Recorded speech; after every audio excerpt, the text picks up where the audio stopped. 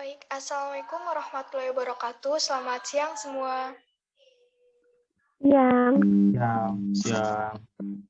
Siang. Di sini saya Dian Primasari sebagai moderator dari kelompok topik 4 yang akan membahas tentang isu dalam konflik Amerika dan Iran. Sebelumnya saya jelaskan dulu mengapa kami melakukan Zoom meeting sendirian, karena kebetulan Pak Job yang sebagai guru sosiologi sedang berhalangan untuk kelompok saya terlebih dahulu.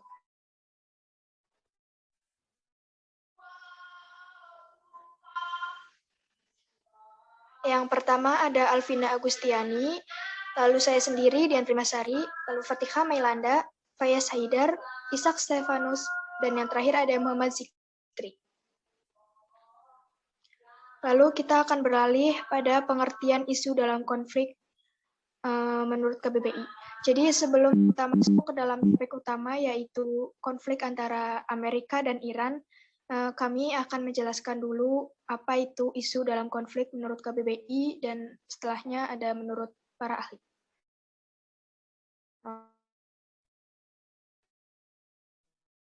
Masalah untuk ditanggapi dan sebagainya. Dan konflik menurut KBBI adalah percekcokan, perselisihan, pertentangan, sehingga bisa disimpulkan bahwa isu dalam konflik adalah masalah dalam sebuah percekcokan yang dikedepankan untuk ditanggapi dan sebagainya. Baik, kita akan beralih pada pengertian isu dalam konflik menurut para ahli. Di sini saya akan menjelaskan satu persatu, dimulai dari isu terlebih dahulu, lalu setelahnya konflik. Oke, definisi isu menurut Hainsworth dan Meng. Isu adalah suatu konsekuensi atas beberapa tindakan yang dilakukan oleh satu atau beberapa pihak yang dapat menghasilkan negosiasi dan penyesuaian sektor sewa. Bisa juga terdapat kasus pengadilan sipil atau kriminal, atau juga menjadi masalah kebijakan publik melalui tindakan legislatif atau perundungan. Boleh lanjut?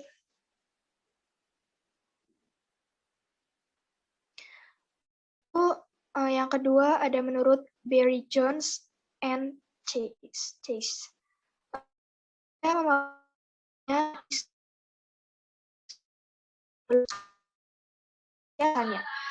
Ia juga meyakini bahwa isu merepresentasikan suatu kesenjangan antara praktik korporat dengan harapan-harapan para stakeholder. Pada definisi konflik menurut para ahli.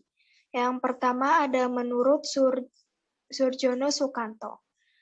Konflik adalah suatu proses sosial individu atau kelompok manusia yang berusaha memenuhi tujuannya dengan jalan menentang pihak lawan yang disertai ancaman atau bahkan kekerasan. Lalu yang kedua ada menurut Robert M.Z.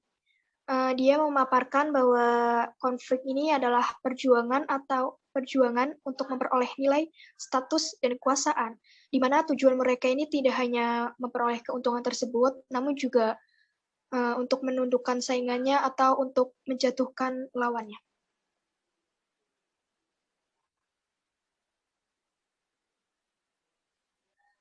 Lalu yang ketiga ada menurut Bernstein.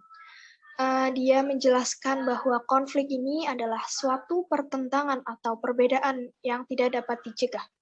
Ia juga meyakini bahwa konflik ini dapat memberikan pengaruh positif maupun negatif saat melakukan interaksi dengan orang lain. Lalu yang terakhir ada menurut Ensiklopedia Nasional Indonesia.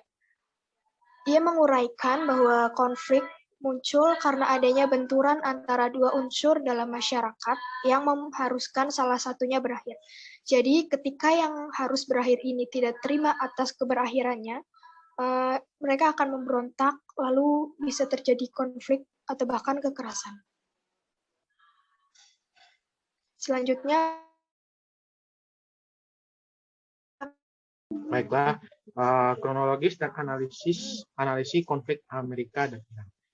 Baru sepekan memasuki dekade baru, jagat maya diramaikan oleh diskusi soal potensi terjadinya Perang Dunia Ketiga. Topik ini ramai dibahas di media sosial hingga masuk daftar teratas pencarian Google.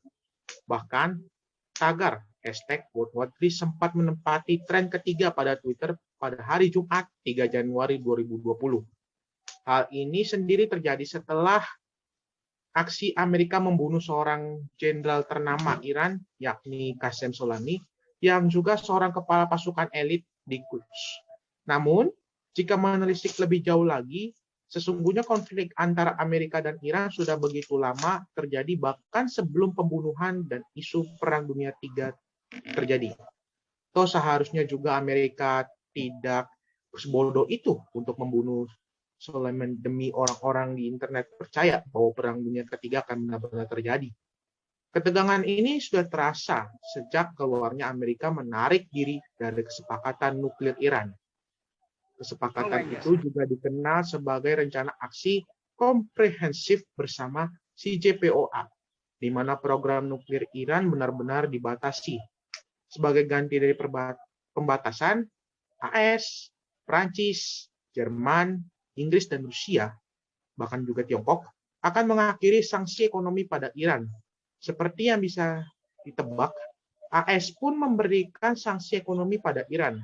Mereka melakukan 2 kali putaran sanksi ekonomi, di mana mereka melarang perdagangan sejumlah komoditas. Jepang datang untuk mediasi, tapi kemudian gagal. Boleh dilanjut ke slide berikutnya. Oke. Selanjutnya,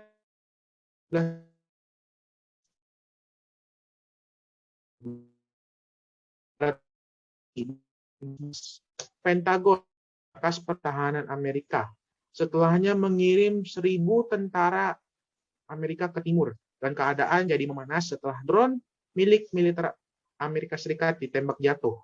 Kedua negara mengonfirmasi insiden tersebut meski dengan perbedaan pernyataan.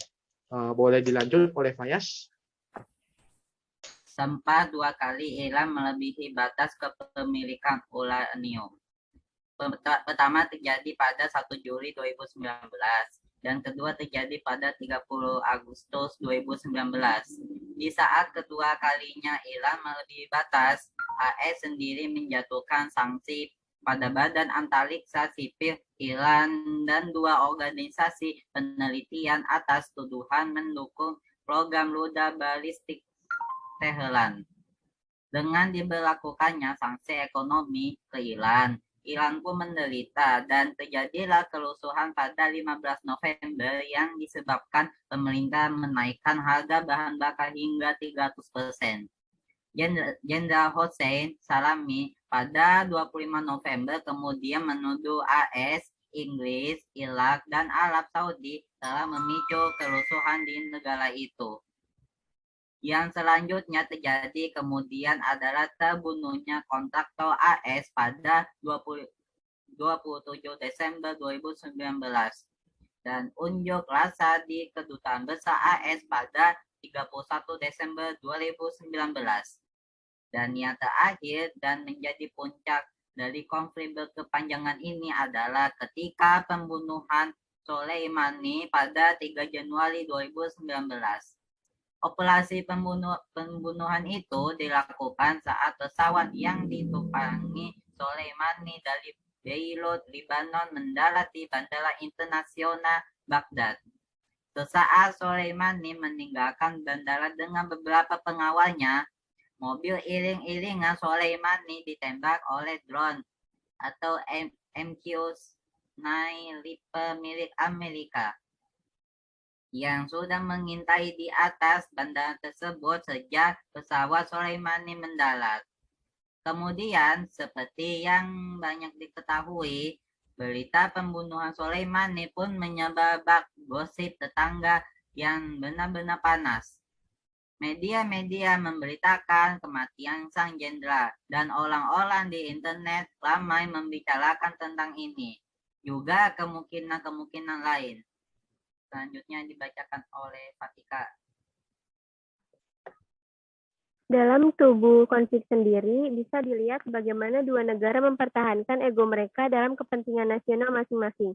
Iran mempertahankan legitimasi mereka di tanah Timur Tengah, dan Amerika Serikat yang sering bersandiwara menjadi solusi dunia merasa bahwa keberadaan Iran begitu berbahaya jika terus dibiarkan. Isu Perang Dunia III pun akhirnya muncul setelah bagaimana Iran bersumpah akan membalas kematian jenderal mereka pada Amerika, membuat orang di dunia semakin berasumsi bahwa mungkin saja perang global akan benar-benar terjadi saat itu. Perang Dunia III memang isu yang benar-benar menakutkan dan jadi isu terpenting di tengah-tengah puncak konflik Amerika dan Iran. Kabar yang berlayar didayung oleh rasa semangat perang bagi mereka-mereka yang belum merasakan neraka pertempuran, juga didayung cemas bagi mereka-mereka yang paham seluk-beluk neraka itu.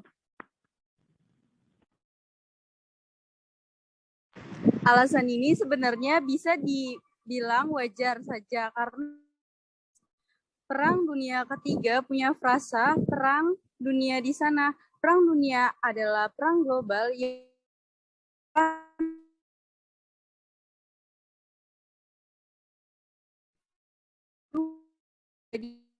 lebih makan korban 10 juta. Dan dengan penduduk lebih dari 7 miliar orang akan sangat tak terbayangkan berapa jumlah korban yang akan jatuh dari perang global ini. Lalu jika bom atom yang Amerika jatuhkan di Hiroshima dan Nagasaki saja sudah cukup untuk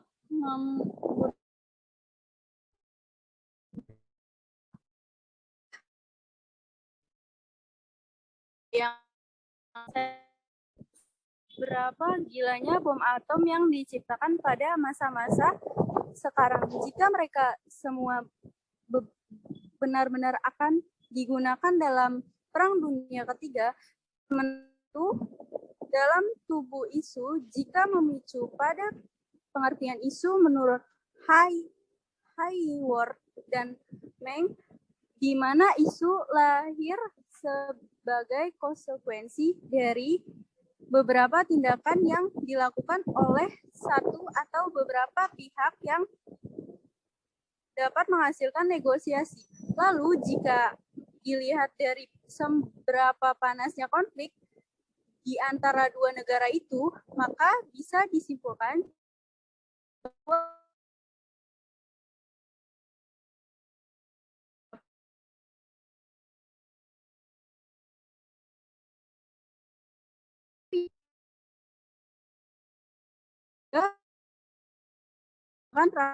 kepentingan nasional mereka. Namun, pada kenyataan terlepas dari seberapa panas tensi di antara dua negara itu, pada akhirnya Perang Dunia Ketiga hanya menjadi isu belakang, tak pernah berlabuh pada tempat yang paling tak orang inginkan.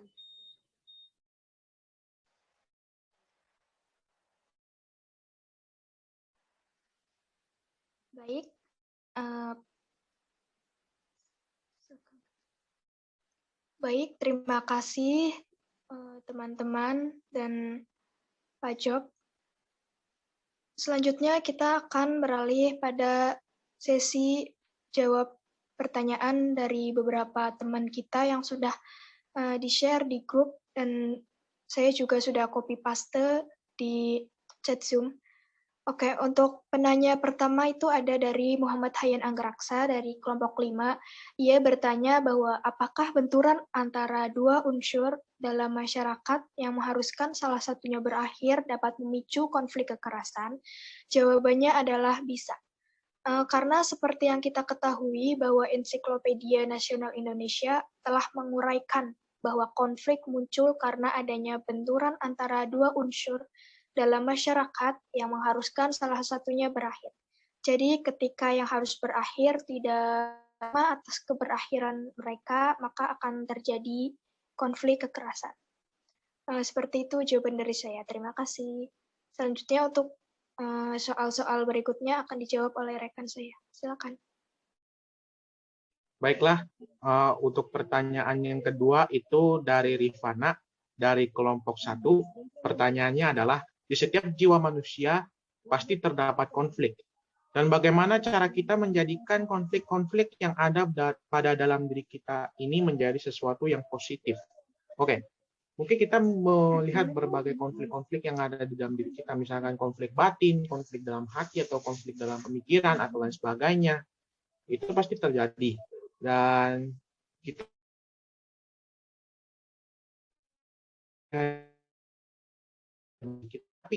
mengatasinya dan merubah konflik-konflik yang ada di dalam diri kita itu menjadi sesuatu yang positif.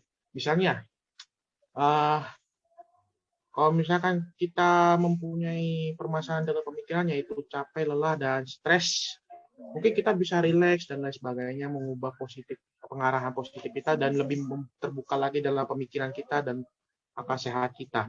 Dan kalau misalnya kita mempunyai tekanan batin atau lain sebagainya, nah itu mungkin kita bisa melakukan berbagai unsur-unsur atau mediasi-mediasi tertentu supaya kita merasa lebih baik lagi dan jauh lebih positif lagi, dan jiwa dan hati kita bisa lebih tentram. Itu saja mungkin jawaban yang bisa saya dapat terkait dengan pertanyaan yang disampaikan oleh Rifana. Selanjutnya akan dijawab oleh teman-teman saya yang lainnya. Lalu selanjutnya ada pertanyaan terakhir.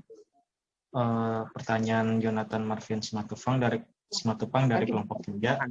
Pertanyaannya yakni, apakah ada peran Indonesia dalam konflik Iran dan Amerika? Juga bagaimana cara Indonesia menghadapinya? Indonesia sendiri memang punya peran dalam konflik dua negara ini. Lagi juga kita udah ambil beberapa langkah dalam konflik ini. Misalnya lewat Wakil Presiden kita, Bapak Ma'ruf Amin, melalui kebijakan politik luar negerinya, mengupayakan agar Amerika Serikat dan Iran nggak jadi perang. Dia juga mengapresiasi langkah Menteri Luar Negeri Retno Marsudi yang sudah memanggil 2 duta besar AS dan Iran untuk Indonesia agar mereka nahan diri. Hal yang juga sama disampaikan oleh Bu Retno. Dia sendiri bilang kalau pecahnya perang antara AS dan Iran akan berdampak pada semua negara, tak terkecuali Indonesia. Oleh karena itu, menurut Retno menyebutkan Indonesia memang sangat menaruh perhatian atau menaruh concern pada masalah ini. Ya, saya pikir cukup itu untuk jawabannya. Sampai di sini saja penjelasan dan jawaban atas beberapa soal dari kelompok kami. Kurang lebihnya mohon maaf. Wassalamualaikum warahmatullahi wabarakatuh. Waalaikumsalam warahmatullahi wabarakatuh. Selesai.